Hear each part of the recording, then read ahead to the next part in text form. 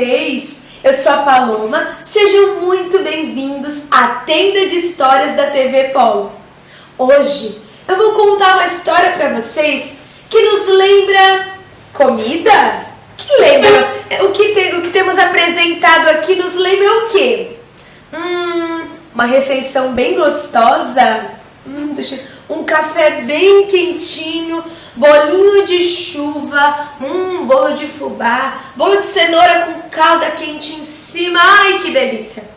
Isso nos lembra várias coisas deliciosas.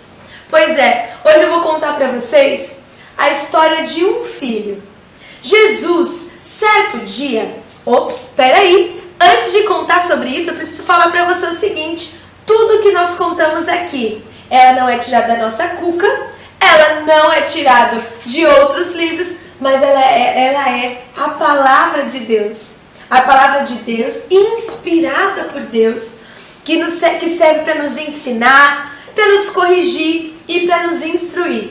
Então, ouçamos a palavra de Deus. Como eu estava dizendo, Jesus, certo dia, estava rodeado por todos os lados de publicanos e fariseus.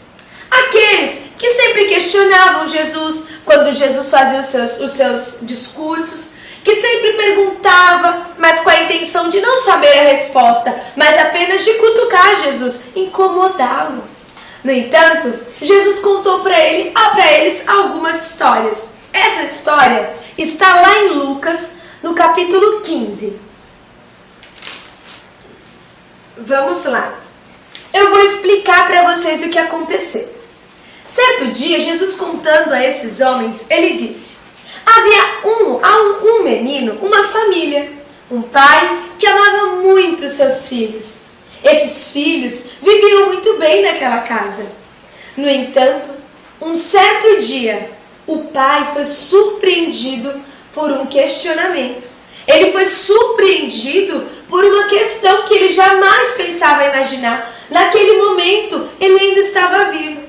O filho pediu para que ele desse a parte dele na herança. Crianças, a herança nós apenas recebemos depois que a família, depois que o pai, ou enfim, qualquer ente querido se vai. Os filhos têm direito a isso. No entanto, é só depois da morte. Mas aquele menino não se importou com isso. Ele pediu a sua parte na herança. Não sei, talvez estivesse cansado de servir, de estar lá junto à sua família. No entanto, quando eu lembro de família, eu só me lembro de refeições bem gostosas à mesa, de um carinho bem gostoso, de uma mãe, de um pai. Essa é a família que Deus quer para nós.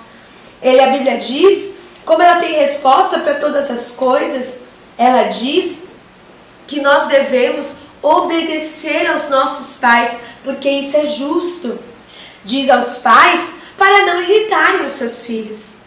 Ela ensina sobre a mulher se submeter ao seu marido e o seu marido amar a sua esposa como Cristo ama a igreja e se entregar por ela. Assim é a família que Deus deseja. Uma mãe, um pai, os seus filhos rodeado numa mesa de café ou de almoço, de uma refeição bem gostosa. No entanto, sempre juntos. Sempre juntos. Muito estranho ver aquela família se despedaçando. Logo, ficou o pai e o seu outro filho mais velho. Ele pediu então todo o seu dinheiro. Pediu toda a parte dele. E foi isso que ele fez.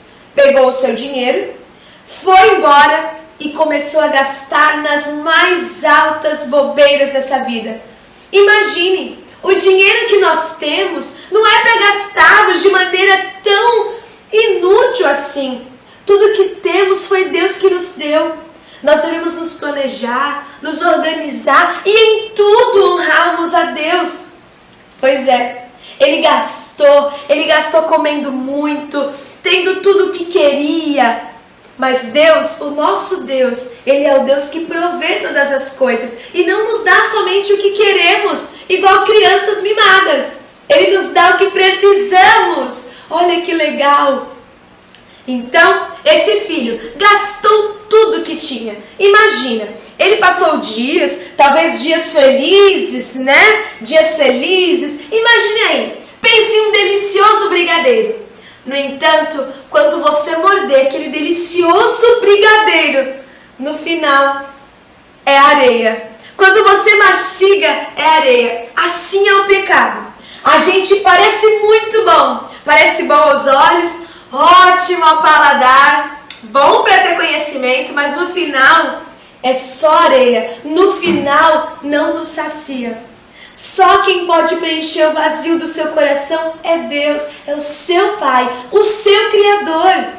Pois é, esse menino não percebeu isso. Chegou um tempo em que ele teve que trabalhar como cuidador de porcos. Que nojo! Ai, eu fico imaginando aquele menino que sentava à mesa, que tinha o seu pai, a sua família, todas as pessoas, né? Tinha tudo o que queria, estava lá juntinho deles, no afago deles, e cuidando de porcos.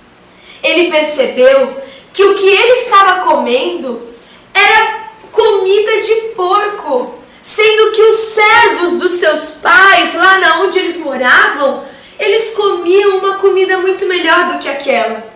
O filho então repensou e teve uma ideia.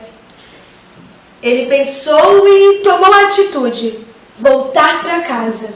Imagina isso, depois de todo aquele problemão, depois de toda aquela situação, depois dele ter pedido dinheiro do pai dele, depois dele ter pegado, depois dele não ter ligado se deixaria o pai, se não deixaria, depois dele ter depois dele ter cometido todo o pecado, ele voltou. E quando ele estava bem longe, o pai dele, que estava fora, o viu. E quando ele o viu, o pai dele o aceitou. Foi o encontrar e o aceitou. Nossa, quando aquele filho chegou, querendo ser servo, querendo ser tratado como um servo. E o pai o tratou como filho novamente.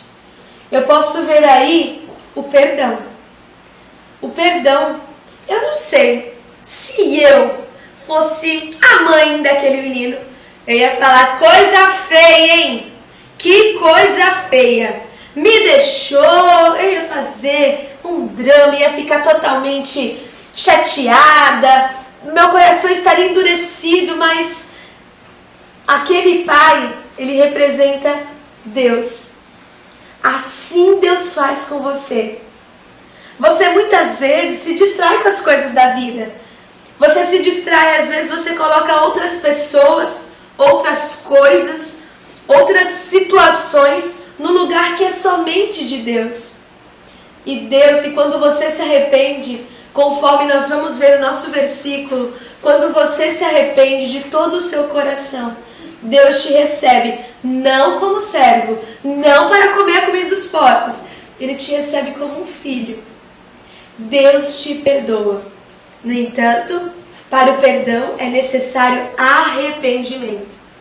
Nós pecamos. Infelizmente, nós ainda pecamos. A Bíblia diz que quem fala que não peca se diz mentiroso. Todos nós pecamos. A Bíblia diz lá em Romanos 3:23 que todos pecaram. Eu pequei e eu peco contra Deus. Mas a mesma Bíblia nos garante. Ela diz: o salário do pecado é a morte, mas o dom gratuito de Deus, o que Ele nos dá de graça, é a vida eterna. É de graça. É de graça. Receba a vida eterna em Jesus. Ele irá voltar. Ele irá buscar a sua igreja, buscar aqueles que confessaram que precisam dele. Salvação, na verdade, é nada mais do que entender que a gente não pode se salvar. Entender que a gente não pode mesmo com todas as forças, a gente não pode se salvar. Jesus é o nosso Salvador. Jesus é o nosso Salvador. E o nosso Deus nos perdoa.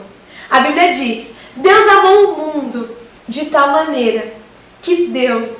Ele não guardou para si, Ele deu o seu único filho, para que todo aquele que cresce nele tenha vida eterna. É isso que Deus quer para nós, a vida eterna. Confesse Jesus como seu Salvador. Ele quer te salvar, Ele te ama. E assim que você apresentar o seu arrependimento, Ele irá até você. Aqui, conforme nós vimos, foi assim que terminou. Aqui, no capítulo 15 de Lucas, no versículo 10, diz: eu lhes digo que da mesma forma há alegria na presença dos anjos de Deus por um pecador que se arrepende. Entenda, você é pecador. Entenda, Jesus quer te salvar. Essa foi a história de hoje. Espero que você tenha gostado, que você se arrependa e entenda, Jesus quer te salvar. E para finalizar, nós vamos ouvir o versículo do dia que nos ensina exatamente o que aprendemos hoje. Com vocês, a Meire, ela vai nos ensinar tudinho. Eu já estou ansiosa. Um beijo e um queijo. Até mais! Olá, crianças! É muito bom poder estar aqui com vocês para ensinar um pouquinho mais da palavra de Deus. E hoje nós vamos ver um versículo que está lá no livro de Isaías. Vocês estão lembrados? Nós ensinamos sobre o Velho e o Novo Testamento. O livro de Isaías está lá no Velho Testamento. É o livro de um profeta, um grande profeta. E ele nos diz o seguinte, que deixe o ímpio o seu caminho e o homem maligno os seus pensamentos. E volte-se para Jesus, porque ele é grandioso em perdoar. Isaías 55, 7. E você quer falar um pouquinho este versículo comigo? Eu escrevi aqui para vocês. Olha.